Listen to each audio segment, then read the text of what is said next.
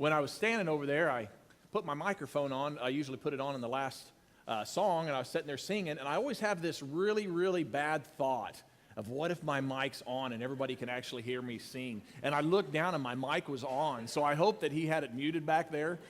So I shut it off real quick because I thought, man, I'm going to run people off faster than anything if they hear me sing. So anyway, we're glad you're here today.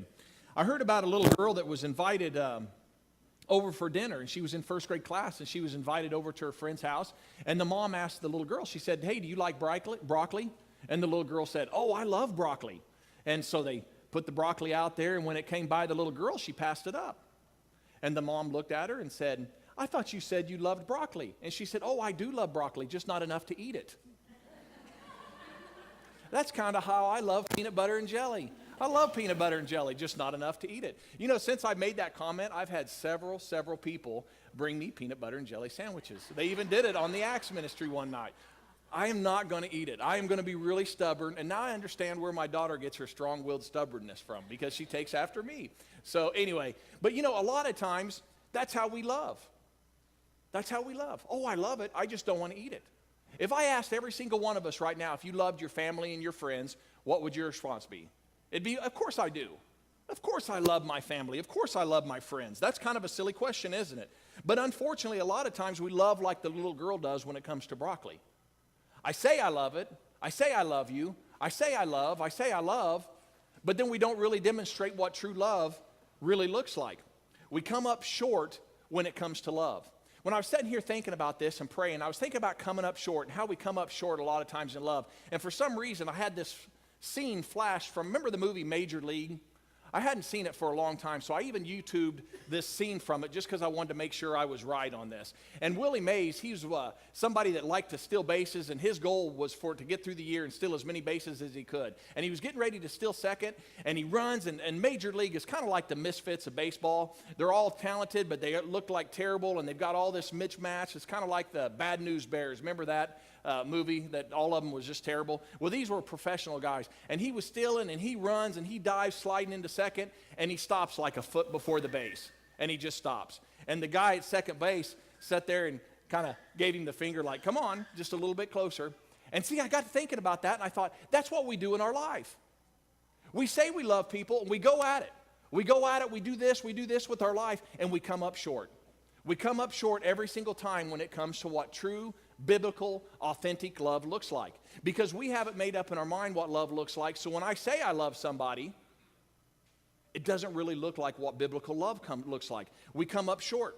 We come up short when it comes to our family, when it comes to our friends, when it comes to relationships, when it comes to others. Listen to this. 1 John 3:18 says this, Dear children, let us not love with words and speech. So in other words, I can tell you I love you all I want, right? But if it's not backed up with something else, you would have a problem believing whether I truly love you. And John says, Dear children, let us not just say we love with words and speech, but with actions and in truth. So real love is going to be backed up by actions, isn't it? It's going to be backed up by actions. I say that one of the worst things that we do is make the mistake of not telling each other that we love each other enough. But the other problem that we make is not backing it up when it comes to actions, when it comes to putting truth in action. Love is a verb, it's an action. Mark Twain says this. He says that love is a language that deaf people can hear and blind people can read. Love is a language that deaf people can hear and blind people can read. He was absolutely right. Listen to what somebody else said. They said, everyone can understand the language of love. It is truly the universal language, comprehended by people from every nation, by the rich, the poor, by the old and the young, by both male and female. Love is a universal language, for it does not speak to the intellect, but directly to the heart. Love is an international language. Love is backed up with the way you do things. Now, this is a message that I believe is, these messages that we've been preaching on love, I believe are probably some of the most important lessons and the most important messages that I think I've probably ever preached. Because I do believe that love is the mark of Christianity. If we do not have love, then we have what? We have nothing. We're just going through the movements, we're going through the motions, and we're wasting a bunch of our time. So I believe we all need to open up our hearts and say, hey, this message is for me. Because if we ever come to a point in our life or time in our life that we say, hey, I got this love thing figured out, this message is, you nudge your spouse next to you, or you nudge one of your kids and say, hey, I think he's talking to you. Guys, I'm talking to you. I'm talking to me. Because the more I started digging in and the more I've been learning about love, the more I realize I'm like that guy running to second, and I'm sliding and I'm stopping short. I'm stopping short of what true biblical love looks like when it comes to loving my wife the proper way. I'm stopping short when it comes to loving my kids the proper way. I'm stopping short when it comes to loving my parents, my friends, my church, and this world. So I believe that this is a message that will change all of our lives, and we all have a lot to learn about what real, authentic biblical love looks like. These scriptures are going to teach us how to love others in the nitty-gritty of life. It's easy to love people when life's good, right? But what about in the nitty-gritty of life when things aren't so good? That's when real love is put to the test. And that's when we really need to shine as believers. So we're going to continue on with the same scripture we've been looking at, and it's the combination of two scriptures, Ephesians 5, 1 and 2, and it's plugged in right in the middle of them scriptures. We're putting 1 Corinthians 13, 4 through 8. We'll have it up on the screen, and we also have it in the back of your bulletin. And read it, or listen to it as I read it.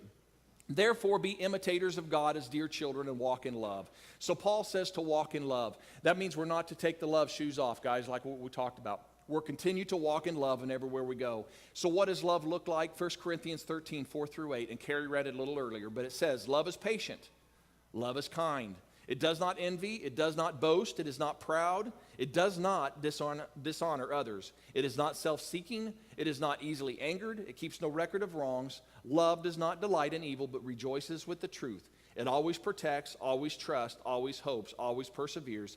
Love never fails. And then we go back to Ephesians, as Christ also loved us and gave himself for us, an offering and a sacrifice for God for a sweet-smelling aroma. So if we want our lives to be a sweet-smelling aroma to God, then we need to learn how to love. We need to learn how to love, not just our opinionated of what love looks like, but what the Bible says about what love looks like. So week 1, we took a look at what love is. Love is patient, love is kind. Then last week, we took a look at what love doesn't, because Paul goes on to list 8 different things of what love doesn't. And so last week, we covered love does not envy, love does not boast, and love is not proud.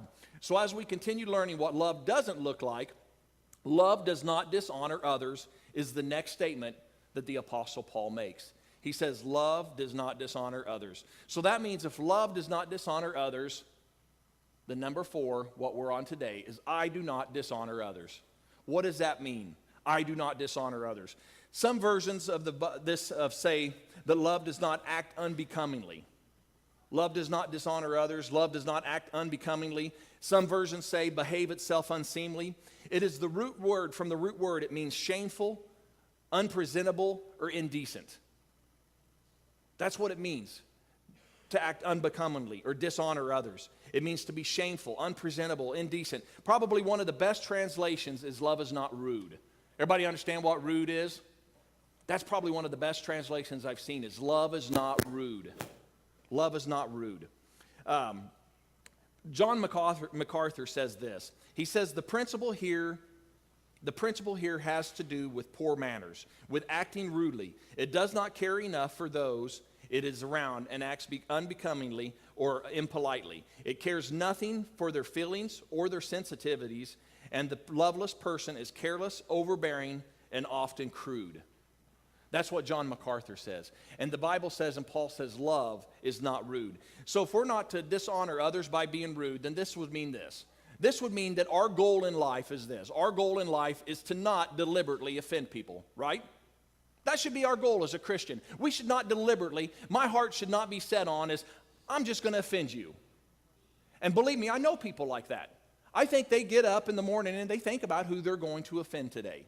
And that should not be our goal. If we are Christians, if we're believers, then our goal should not be to constantly try to deliberately offend people. Your goal should not be to be insensitive to the people that are around you. Listen, if we're going to love biblically, then our goal should not be to be disrespectful to those in your life. Our goal should not be to act like the world is the only, or your world is the only thing that matters to you. We need to be putting others in our lives and loving them the way God says it. Our goal should not be to belittle people with our words and our actions. Your goal should not be to be rude to everyone that you see. Anybody know a rude person? Not a real treat to be around, are they? The Bible says love is not rude. And I think when we explore what that looks like, I think we're going to find out that we probably dishonor a few people because of being rude. And we probably don't even realize we're doing it. But we are. When we are rude to people, we are being a poor example of what it means to be a Christ follower. And we're missing the mark as a believer. When we're being rude, we're missing the mark of a believer, or of what it means to be a Christian, and we're missing that mark. And unfortunately, is what happens is it's really hard for people that we're being rude to understand that we're a Christian, isn't it? When we're being rude to people, and if we was to say we were a Christian, they would probably think, are you kidding me? And that happens, unfortunately, all the time. You know, in the dealership down there, every once in a while we'll get a preacher that'll come in there, and they're probably one of the most rudest customers we've ever seen. They demand their own way. I've even seen preachers cuss because they're mad. Because when it comes to car dealing, guess what? The gloves come off. The gloves come off. Now, don't try to figure out who that is, because preachers from out of town come here too. So don't try to figure out what preacher in town, because it's not about that. But unfortunately, the biggest mistake that I see preachers make is they tell people they're a preacher. And they ought to think about their actions before they go into that. But as a believer, we all have the same standard, don't we? If you're a Christian. So if you're dealing with somebody, you have the same standard as I do when I go in there, because we're both representing Christ, right? So we need to watch how we act, because we know that it's going to be really hard for people to understand that we're a Christian by the way we act. We can't act like a Christian at our convenience and then be rude and dishonor others when we don't get our way and get our feathers ruffled a little bit. Because it happens, guys. Everything's going real good, man. I'm polite, I'm good, everything's good. But you get my feathers ruffled a little bit, I tell you what, I'm coming unglued. I'm coming unglued, and somebody's going to pay for it. How many ball games have you been to when parents come unglued? We were at a ball game, a baseball game, a kid's baseball game, might I add. It was Sam's age here a couple years ago, and a Christian mom came unglued at the referee and chewed him out one side down the other because he missed a call, and the referee was a 15-year-old boy for SPA. Really? But it happens. You might think, oh, gosh, that's crazy, but I see it all the time. I see it at basketball games. I see it at football games. I told Rhonda there's no way I'd ever be a referee. Ever be a referee. One, I don't want to be treated like parents treat people. And two, I don't want my Christianity put to the test, because it's not very fun having somebody yell at you. I don't think people set out intentionally to miss calls. But see, we get rude sometimes, don't we? We get rude and we speak our mind and we say exactly what's on our mind. I've seen at school systems. I've heard about Christians. Some of you teachers probably can understand this. I've heard of Christian parents that go in and chew their teacher out because they do something they didn't like. Upside one and down the other. Guys, that's rude, isn't it? Isn't it? We have parents like that. Guys, we need to think about our actions. Before we open our mouth, we need to think. Because love is not rude.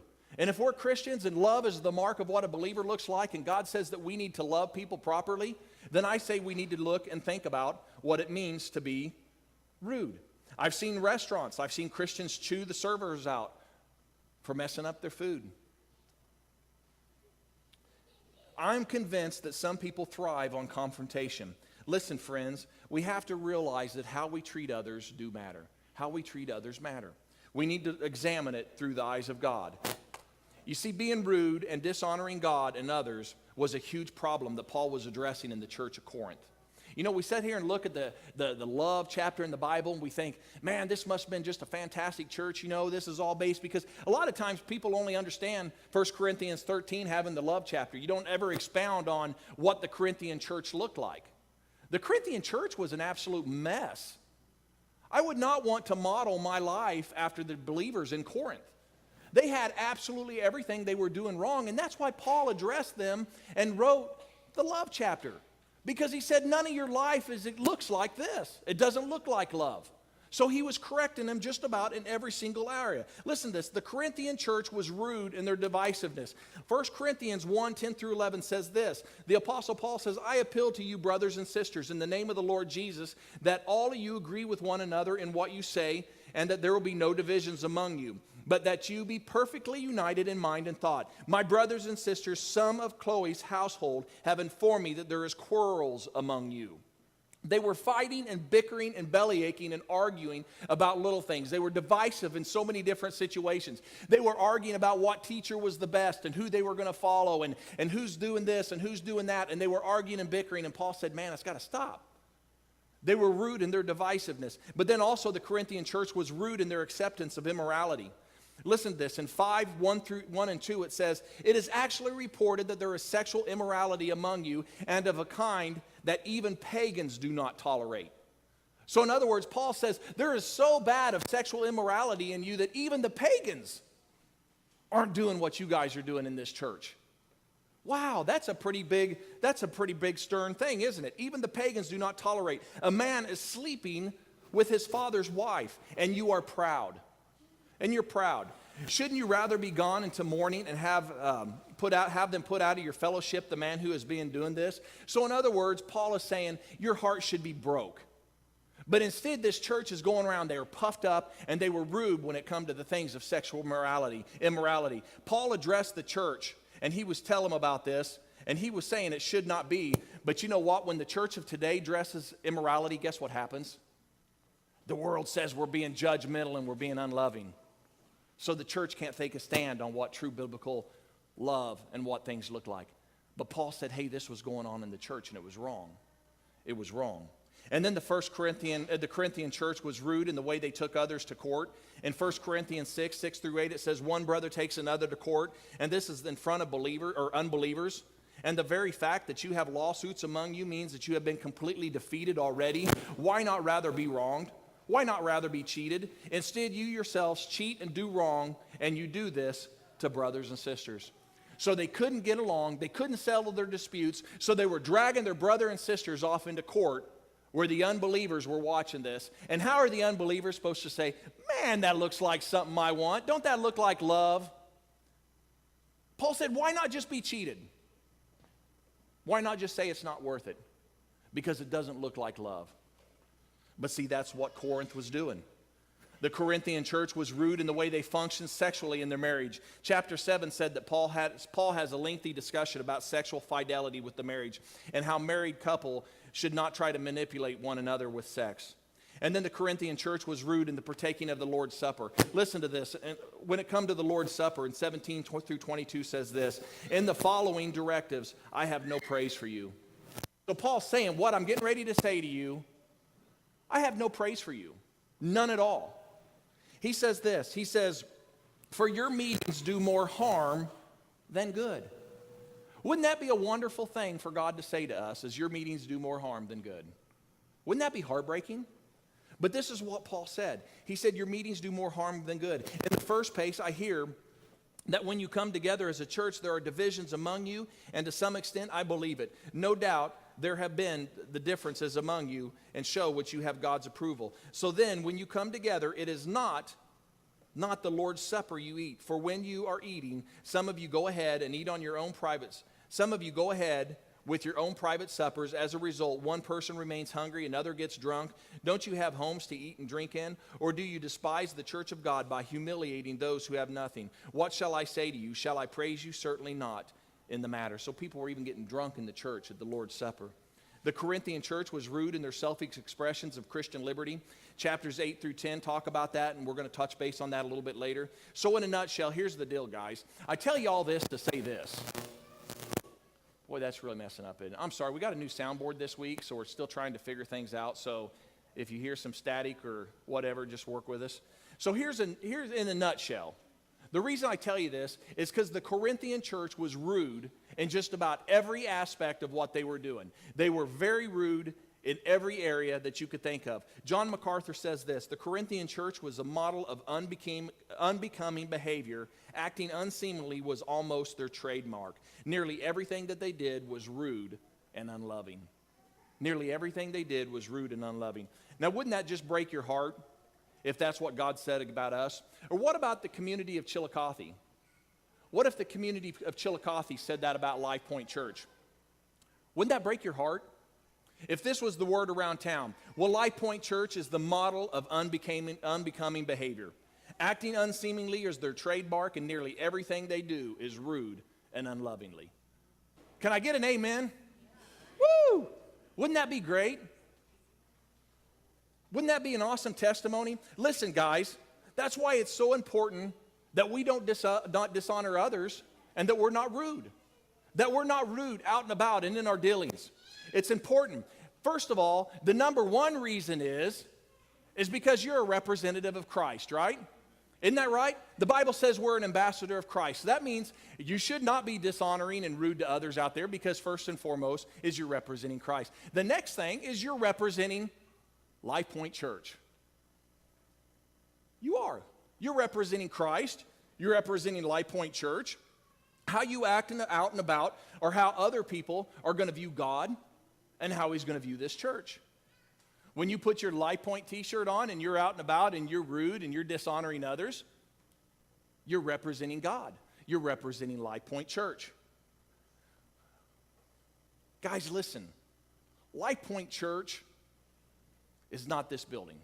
Life Point Church is not Brent Reeder. I am not the CEO of this little business operation.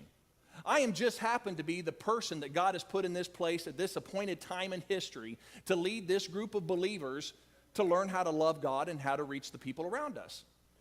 You are Life Point Church. We together are Life Point Church. That's what makes Life Point Church up. It's very critical that we understand that we understand when we go out, we're just not on our own. You're representing a whole thing. You're representing something much bigger, which is, first of all, it's Christ. And then it's the church where you're coming around and what you're serving at. I want everybody to say this. Say, I represent Christ. Say, I represent Life Point Church. So if what you're saying is true, and you truly do believe that, and I know I just told you to say it, but if you believe that in your heart, then how are other people viewing God based on your life? How are other people believing this church operates based on the way you live your life? If the only version of a Bible somebody read was you, and you were out in public someplace, what kind of version would they see when it came to God? What kind of church do you believe that they think you would belong to based on your actions, based on whether you're rude, whether you're dishonoring the people around you? Would they look at your life and would they say, wow, that church must not be teaching anything over there? That must be one of the most unloving, rude churches I've ever seen before in my life? Or would they say, wow, man, I want what you got. I want what you got because my life doesn't look like that. I want something a little bit different in my life. What would the people say when it comes to viewing your life and you being around them? As a Christian, our goal should not be to be about being rude and dishonors others. Our goal should be to be courteous. Always be courteous. Be polite. That means we're going old-fashioned. We're going old school. Yes, ma'am. No, ma'am. Yes, sir. No, sir. Thank you. Please. Thank you. You're welcome. You know, them words that we used to learn when I was a kid growing up, we still need to teach them. Them are still relevant to today. We still need to act and operate with politeness. They are, please and thank you, they are the magic words, right? They're how you get things done. We should use our manners. You know, manners has a lot. You know, don't smack your food. Don't talk with your food in your mouth. My kids, don't use your shirt sleeve as a napkin. Use a napkin. Put this picture up here. This is my birthday at Golden Corral. This is Gracie with chocolate all over her face and her mouth. She was practicing no manners at Golden Corral. I'm proud of her. I said, this is going to come back and haunt you, Gracie. You can take it off. We need to use our manners. We need to use our manners where we go, where we're in public. Listen, there was a true story. I read this article, this story about a guy that he never, ever was polite, never used his manners around his wife. And in fact, when somebody would say, how come you don't open your car door for your wife? This was his comment. She doesn't have two broken arms. She can do it herself. She doesn't have two broken arms. Well, these people lived together all their life, and finally, sad story, she passed away. She passed away, and they were at the funeral, and the pallbearers were bringing the casket out. And he was up standing by the hearse, and the funeral director knew him and called him by name and said, hey, can you get the door for me? Can you open that door for her? So as he reached down to get ready to open up the back of the hearse door, he realized that this is the very first time that he's ever opened the door for his wife. And it was the last time. And a whole flood of emotions and past mistakes and consequences all came rushing through him. Guys, love does not dishonor. Love does not rude. One writer summed it up this way: the courtesy is love in the little things. Listen, guys, instead of being rude, our goal is to be sensitive to the needs of others. You know, sometimes people have needs, and we are completely unaware of the needs. We are. You want to know why? Because we walk around with our nose stuck up in the air, and we're in snob mode. And we might not realize we're in snob mode, but we are, because we got 101 things we're trying to do. And we get laser focused on what we're doing, and we become completely unaware of everybody that's around us. We completely become unaware of the sensitivity that God wants us to be. And frankly, as a Christian, it's kind of rude. It's kind of rude because we're not paying attention. And God says, hey, if you would just pay attention, if you would just start looking around, I've got some things going on here that you can get in on, you can be a part of, but we got to look and we got to watch. I was sitting here, I was meeting with Angie over some stuff on discipleship the other day, sitting here at the church, working on some things, and in walks a person. And I said, can I help you? And it was a lady, and she said, well, I got two things. She said, first of all, she said, I'd like to borrow 2 trash bags. And she said another thing, she said, I'd like somebody to pray with me. Well, we can take care of both of them. And so what's going on? And she said, well, I don't suppose the church would want a truck. A truck? Why are you giving the church a truck? Well, we're passing through, long story short, they had a truck. They didn't want to take them with it any longer because it had an issue and it wouldn't go over 45 miles an hour. A local mechanic looked at it, put a couple of different parts on it. It was still going to need another. They said, we don't want to put any more money in it. So we just want to give it. We got the title with us because we're moving, we're passing through, and we just want to hand it over to the church and you can find somebody to bless. Long story short, fair enough. So we got the proper forms, called down to the license office, got everything so we could do, and we had a truck here to give to somebody that needed a truck. So I started praying, God, give us somebody that needs a truck. Give us somebody that can use this and utilize it and that could fix it and everything be fine. And this happened on Tuesday. Thursday morning, I'm in here studying by myself, and I look down, see the title, see the car keys on there, and I just start praying, God, send me somebody that needs this truck, because I just didn't want to give it to anybody. Send me somebody that needs the truck. All of a sudden, within probably 30 minutes of this prayer, in walks this guy, 51-year-old man, comes in, down on his luck, and he wants $5. He said, I'm $5 short of getting a hotel room.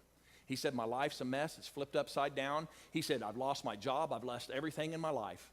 And he said, I just need $5 because I'm $5 short of getting a hotel room. He said, I just need to spend the day, spend the night to regroup, and I'm heading back to Alabama so I can live with my mom again, so my mom can help me. She's got dementia, and he said, I figure I can help her, she can help me, and I'm $5 short of that hotel room. It's $35. I only have $30. So I said, let me help you with that.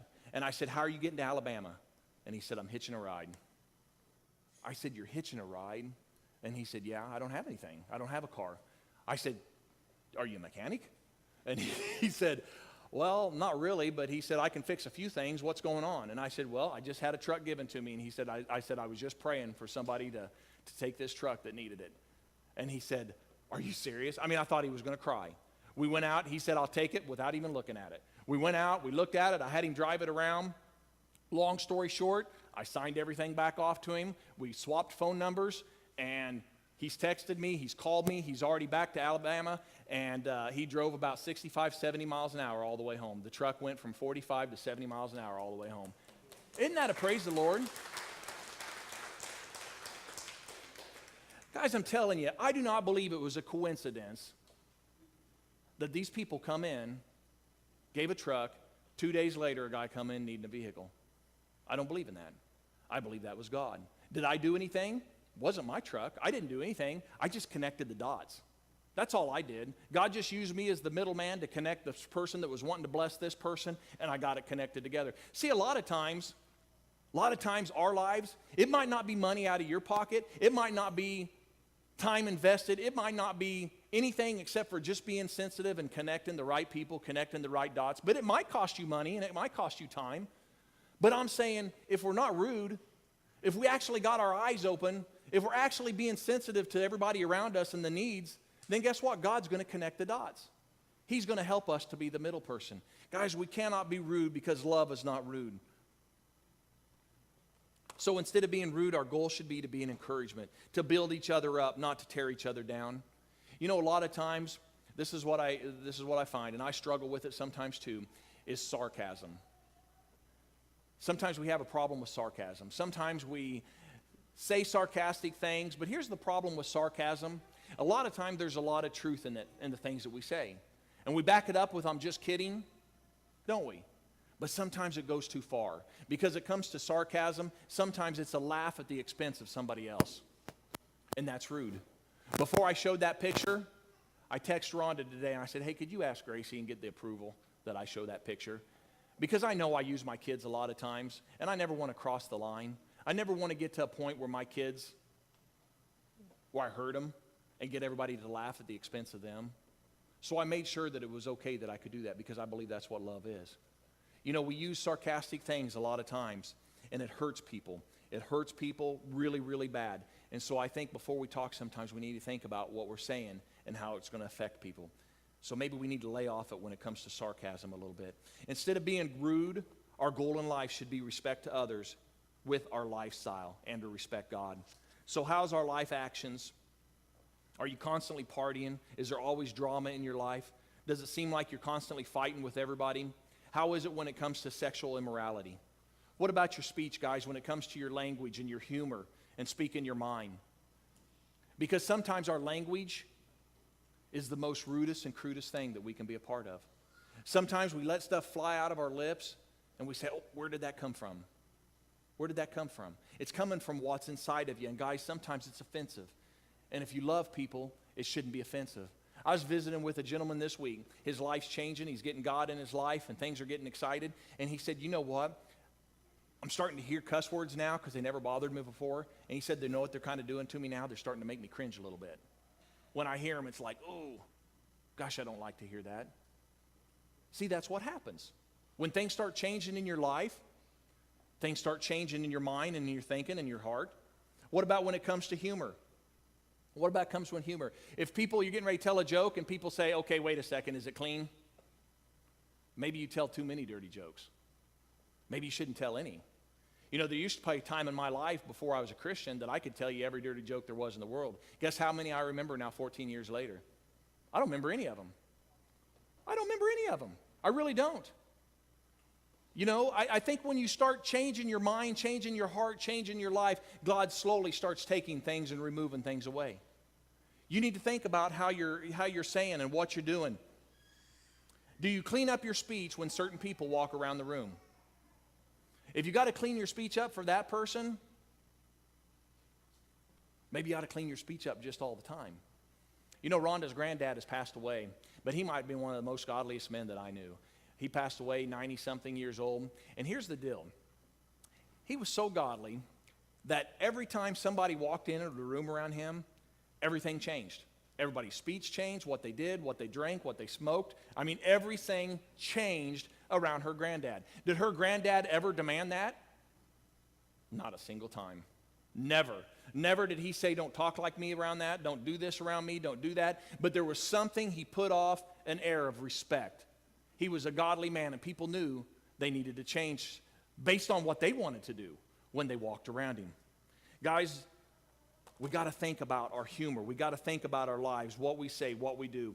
Some of us have the problem with speaking our own mind. Speaking our own mind. We just say whatever's on our mind, and we're just blunt, right to the point, whether it hurts you or not. Guys, that can be rude. That can be rude when you speak your own mind. You have to think about the things you say. So what we do in these areas have everything to do with whether we honor or dishonor God and others. And love does what? It does not dishonor, does it? Love is not rude. The reason we struggle with being rude, some of the times that we do, is because, believe it or not, we tend to be selfish people sometimes, don't we? We do. We tend to be selfish people, and that's usually why we're rude. And that brings us to the next statement Paul makes about love. He says, love is not self-seeking. And if love isn't, then that means I am not self-seeking. So number 5 is I am not self-seeking. You see, the Corinthians had so many problems because their church was made up of a bunch of self-absorbed, self-seeking, arrogant, prideful, whatever I want, it's all about me, me, me believers. That's what the Corinthian church was made up of. They were made up of a bunch of people that wanted to do their things their way. Everyone was out for themselves, and they were only looking out for number one. Only looking out for number one. Now, I know every single one of us, none of us in here are like that, but we all know somebody that's out for number one, don't we? We do. I know it's not us, though. But these guys were out for themselves. They continually measured themselves by their gifts and their ministries, and they were doing their own thing. They did whatever they wanted to in the name of Christian liberty, and they didn't care who it was destroying, and they didn't care that it was causing people to stumble. They didn't care that it was destroying the weaker vessel, the weaker brethren, and they just did whatever they was. And here's an example that Paul gives us in 1 Corinthians 8:13. He says, therefore, if what I eat causes my brother or sister to fall into sin, I will never eat meat again, so that I will not cause them to fall. So this is what Paul was saying. He was saying, if it was causing my brother to stumble, if what I was doing, whatever my actions was, whether it was eating meat or whatever it was, well, then it's a simple question. If it's causing my brother to stumble, I just won't do it anymore. Isn't that a picture of what love is? It's not about me. It's not about me being self-seeking. It's about if it's causing you to stumble, then I don't want to do it. I'm going to change, because as a Christian, it shouldn't be just about us. It shouldn't be just about self-seeking. It should be about putting others in front of us. There was a guy one time telling me, now here, please hear the whole picture and the whole story of what I'm getting ready to say. I'm not speaking out against anything right here. I'm just telling you the story. There was a brand new believer that come to me one time, and this is what he said. He said, I am really, really struggling. He said, I am wanting to quit chewing. Really, really bad. He chewed tobacco. And he said, I really, really, really want to quit. And he said, and I've felt like I had it conquered. He said, I had a couple weeks down, and he said, I went to a thing, and he said there was one of the spiritual leaders in his church at that time, take him and put a big old chew in. And he said, I looked at him, and I thought, if he can't quit it, there's no way in the world I can quit it. And he went back to chewing again. Went back to chewing again, all based on somebody else that he thought of a lot higher couldn't lick that problem. Now, am I speaking out against chewing? No, so don't hear I'm speaking out against chewing. What I'm speaking out against is putting our own selfish wants, our own selfish desires above somebody else. And if it's causing somebody to stumble, if it's causing somebody to fall, then maybe we ought to rethink doing whatever it is that we're doing. Because sometimes we get in our own mind that it's right, and nobody's going to tell me that, and nobody's going to tell me what I can do and what I can't do. And if that's your kind of idea, then that's kind of what the Christians in Corinth were struggling with. Because nobody was going to tell them what they could and what they couldn't do. They were going to do whatever it is that they wanted to. Sometimes when it comes to other things in our life, it could be something as simple as our bad attitude. If our bad attitude is constantly bringing somebody down all the time, then maybe we ought to rethink our bad attitude. If we're negative all the time, maybe we ought to think about our negativity. Sometimes it's just the little things, but we think it's okay in our own mind. We think it's okay because we've convinced ourselves that it's okay. And like I said, it might be okay or it might not be, but if it's causing somebody to stumble that's around you, then we need to rethink what we're doing. The Corinthian church were demanding their own way in church meetings. They were asserting themselves with little and no regard to others or building others up. And Paul said this chaos has got to stop. So in other words, they were all coming in. They were bringing all these gifts. They were bringing all their spiritual gifts, and they were doing whatever it was that they wanted to do. And the church was in complete chaos. It was in a complete mess all the time. And Paul said, man, it's got to stop. It's got to stop. We have all this stuff going on in our life, but we're missing out on the number one thing, and that's love. And that's love. Everybody was doing their own thing, and they had their own ideas of what church service should look like, and they were all doing it based on themselves. And Paul said, we need to come together as the body of Christ. Because we all have different spiritual gifts. We all have different personalities. And he gives it like the body, like our personal body. We're not all fingers, are we? We're not all hands. We're not all elbows. We're not all legs. We're not all feet. It takes every single bit of the body to make a difference, right? But here's the deal. My body works a lot better when everything's working together doing the same thing, working towards what I'm trying to do. Well, as you come in with a different gift, and you come in with a different gift, and you come in with a different gift, when we come in together, bringing it together for the main purpose of what God has intended and what He's called us to do, under the banner of love, then guess what happens? We start reaching people. But if Carrie came in here and she did her own thing, and I came in here and I did my own thing, Rhonda did hers, Greg, John, Melanie, whoever, you guys, you all, if everybody came in here doing something completely different, and it was total chaos, and we had unbelievers walking in here, and Carrie's trying to sing while I'm preaching, and she's thinking, well, I want to sing this song, because I got the idea. Well, I want to preach this song. Well, I want to do this, or I want to do that. And we're all doing our own thing. How much sense would that make to people? It wouldn't make a whole lot, would it? We'd all be doing our own thing and not coming together. And Paul said we can't do that. We got to come together, come together. We all got different personalities, different strengths, different desires, different spiritual gifts. But when it's under the banner of love, then we're all utilizing our gifts to reach people. And that's what Paul's saying. Paul's saying our gifts should reach people and build people up under the banner of love. So let me ask you a couple questions. I want to know how you're doing when it comes to self-seeking or demanding your own way. How are you when it comes to demanding your own way and self-seeking at home, with your kids, with your parents, with your siblings? Do you demand your own way? Do you demand your own way at work? What about when it comes to your employees or your employers or your customers or your coworkers? What about when it comes to your friends? Do you demand your own way with them? What about the lady checking you out at the store or the waitress? Or what about the people that you come in contact with on a daily basis? Do you demand your own way when it comes to that? A lady sent me an email when I was actually working on this message, and this is what part of the email says. It says, "But I tell you to love your enemies and pray for those who persecute you." That's one of the scriptures that we've learned here and that we've talked about several times. But it says, "But I tell you to love your enemies and pray for those who persecute you." It said that this Bible verse is taped on my computer, and I put it to good use today. The result was almost instantaneous. It's amazing how one moment you feel betrayed and hurt by a snide email. Instead of an equally snide email, putting that person in their place, which is what my first reaction, I stopped and looked at the verse, and I did it. And I prayed. And I prayed for help to reply to the email. A few minutes later, I received an apology from that person. It was one of those apologies that make you want to cry by the sincerity. Praise Jesus.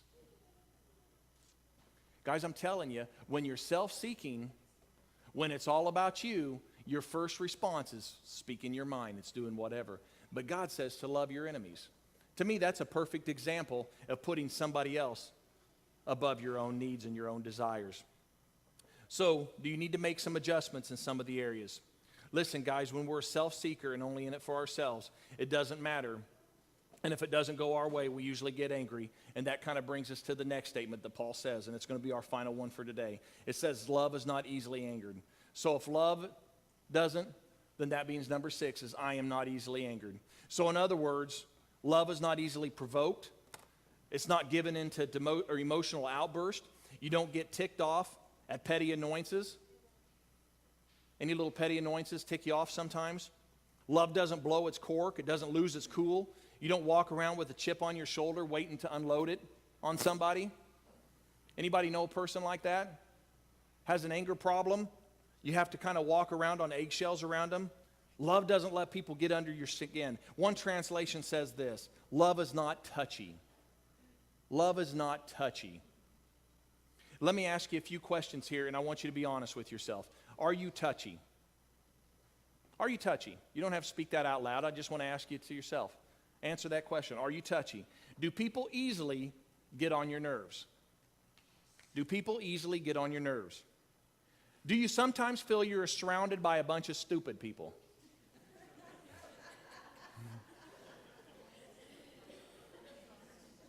Let's just bow our heads and close right now, right?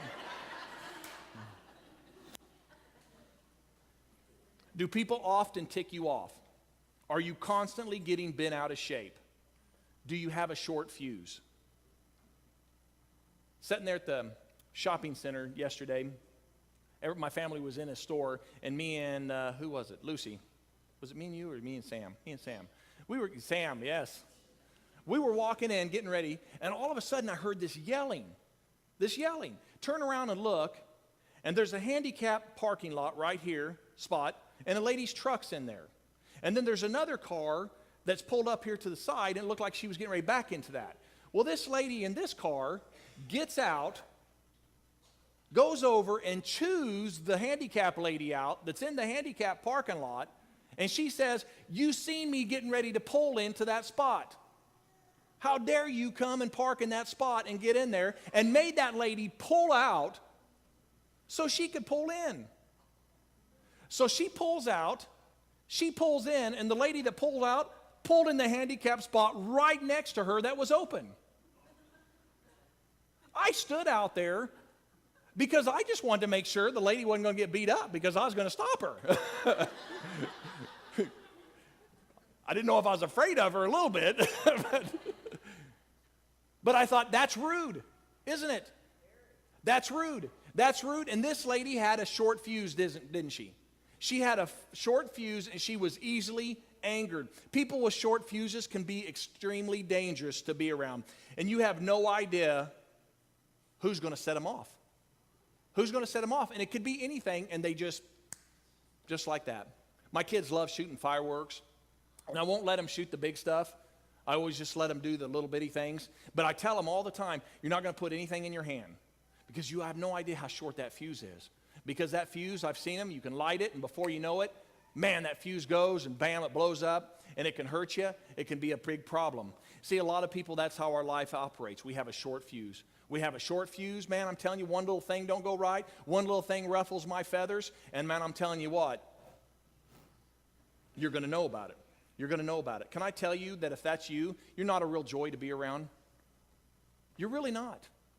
It's not fun walking on eggshells around somebody, wondering whether they're so temperamented that I'm going to end up making them mad. It's easier to just stay away from people like that. See, love doesn't act like that, does it? Love is not rude. It's not easily disangered, or it gets angered. And Paul was addressing these believers in Corinth because they were easily provoked. You read all the different things. They were pulling people away from court. They were getting divorced in little matters. So many things we've already discussed. And Paul was addressing this because it was a problem then and it still is today. And we all use the excuse as you have no idea what they did to me. You have no idea what they did to me. Or we say, it's just my personality. You know what? I just blow up. I get it off my chest, but within about 5 seconds, 5 minutes, I'm all good. It's all good. But you know, understand that a nuclear bomb doesn't last very long either. But it absolutely demolishes and destroys everything within its reach, doesn't it? And see, that's what happens to a lot of us sometimes. We blow up and we destroy everything around us. And then we just want everybody to forget about it. And we want to put everything back to normal because that's just the way it is. And you got to understand that everything's okay. Well, you guys, you know, when I was sitting here thinking about this, I was thinking about 911. And I was thinking about the attack. You know, that didn't last very long, did it? But we are still now, 13 years later, we still have repercussions of the devastation that 911 brought.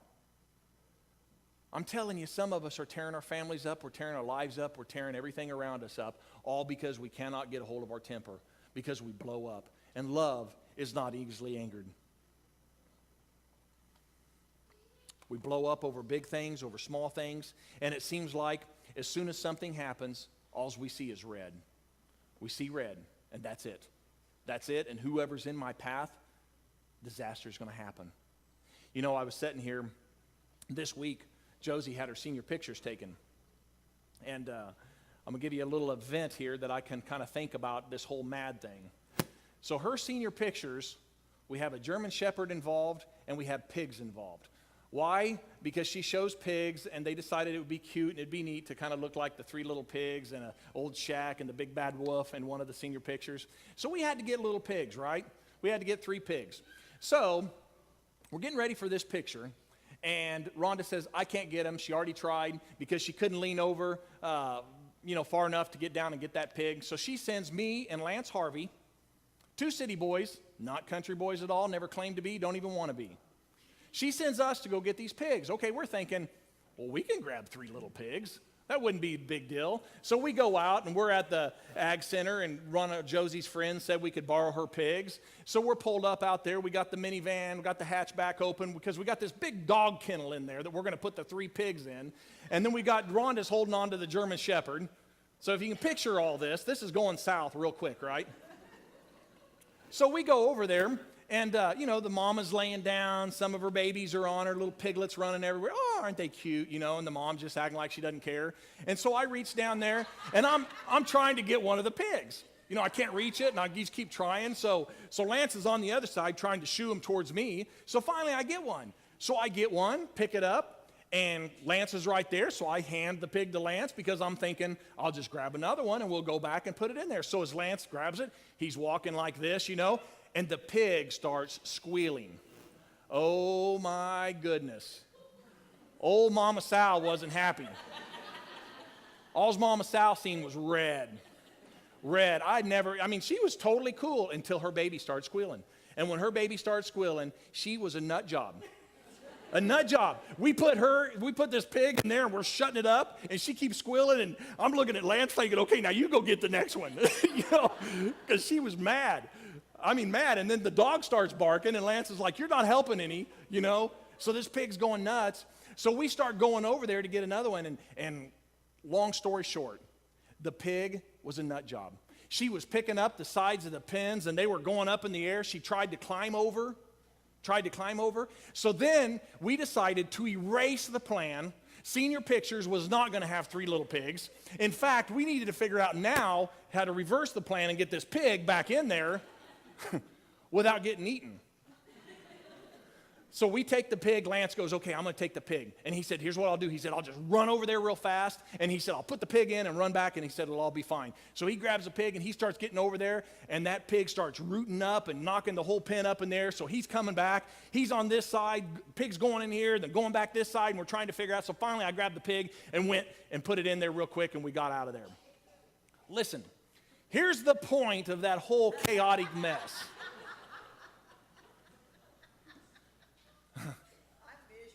You visual? I can see that good, because I was trying to make it as visual as I can. I didn't even give you all the stuff, so. But here's the point. I think a lot of times we are walking around like a mad Mama Sal that just got her baby taken off of her. We are. And we're going to rip somebody upside down and one the other if they get in our path. This mama was mad. She was mad. And we get people in our lives that make us mad, and I tell you what, they're going to pay. They're going to pay, and we're going to get them, and we're going to just blow up, whether it be our kids, whether it be our wife, whether it be the people that are closest to us, they love us, people that are at work. That pig had no sense. All it had is one thing in mind, and that was to eat us. It turned into Cujo. And that's what happens to us. We're like Dr. Jekyll and Mr. Hyde. Everything changes. I'm going to ask the praise team to come on up. Everything changes in our life, and all we see is red. Guys, love is not easily angered, is it? Love is not easily angered. Guys, there's some things and there's some areas in our life that we need to work on. As a church in our community in Chillicothe, we're going to be known by something. I'd prefer we be known by love. I prefer that we be known by a church that doesn't have it all together, but we're working real hard to glorify God with our lives. And if that's going to happen, then I need your help. And that means we need to stop living like we always have. That means we need to stop doing whatever it is we want to do. That means we got to stop demonstrating our love for one another in the wrong way. When we do it our way, it becomes false advertisement for Christianity. When we do it God's way, it becomes pure and simple and real. And people see that, and they want what we have, and they want what you have. That only comes through surrendering to Jesus Christ. Without God in our lives, there's no way we can love the world properly. There's no way that we can love people the right way. Love is patient. Love is kind. Love does not envy. It does not boast. It is not proud. It does not dishonor others. It's not self-seeking. It's not easily angry. Let our lives be the proof of our love that God has for others. Would you rise and bow?